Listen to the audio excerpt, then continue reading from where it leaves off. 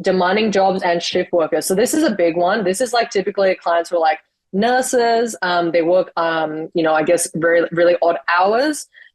These clients will typically, or they can experience a multitude of health risks. So including they can have sleep issues. They've got higher risk of depression. These ones are a bit more severe, but yeah, the cancers, heart attack, obesity is a big one, gut issues, and then changes in their metabolism.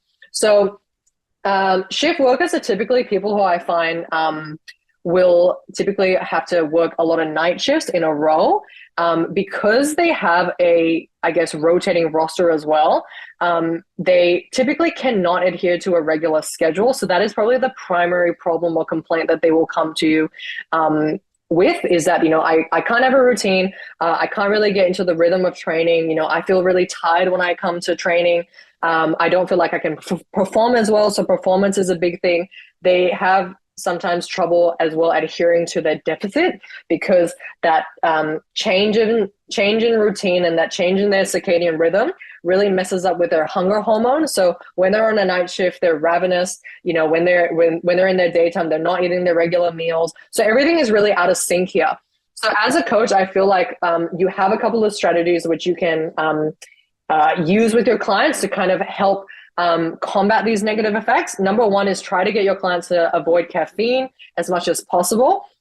It can be difficult when your clients are obviously on a night shift and they feel like they need to have caffeine. But one of those things is if you get them to have caffeine or rely on caffeine, they typically will feel worse in the day, and it can make it a bit of a struggle for them to get back into that normal routine of waking up when the sun rises, going to bed at night. So avoiding caffeine or not trying to use caffeine as a crutch to stay awake can be a big way to help them with their sleep issues, get them on track, and just get their body functioning as best it can when they are just in normal hours.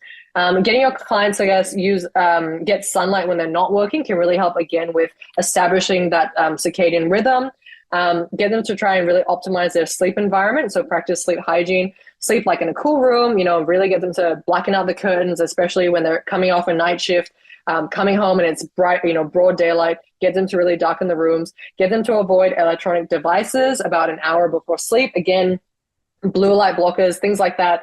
Any exposure, especially when they're trying to sleep, can excite your nervous system and get you get you feeling a bit more wired especially when you're trying to sleep, isn't ideal. Another thing is get your clients to eat normally, meaning get them to eat to their schedule and not their hunger. This is a big one and can be quite tricky when clients are on nights where, who eats at 2 a.m.? Like, we don't normally eat at 2 a.m. Like, no one does that. But when your clients have just woken up, going into a night shift, they need to kind of allocate like every 2 hours, every 3 hours, I'm going to eat my meal. Try not to get them to think of food as breakfast, lunch, dinner. If you rename them and use different language, it can help your clients just eat meal 1, meal 2, meal 3, and there's no time or no sort of, I guess, attachment to breakfast or specific foods. And it doesn't really matter what time that's been had. They can just adhere to a schedule. Again, that helps with just routine. That helps them not, I guess, give in to any like abnormal hunger signal. So, they don't give into cravings. So yeah, get them to eat as normal as possible and ensure that obviously the choices are healthy.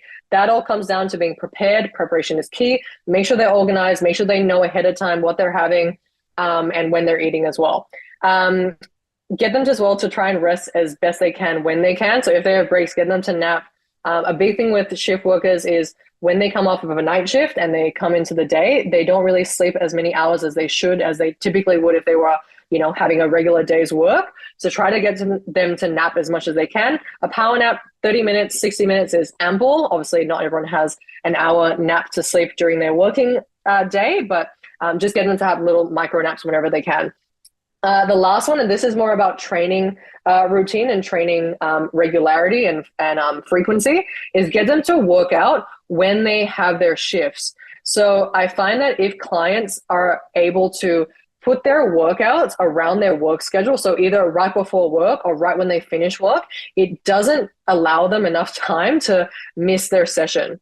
So if a client goes, oh, when I finish my nights, I'm going to go home, I'm going to fall asleep, and then I'll do it later, later never happens. So really try to get your clients to try and work their get their workouts in around their shifts as best they can. I find that that works the best, and that can really help with them just sticking to a routine, feeling more accomplished because they have stuck to something. They've stuck to their sessions, they've stuck to their work schedule, stuck to their meal time. So all of these things are just tools that you can provide your clients, especially with shift work or a demanding job, to adhere to their goals and reach their goals inevitably.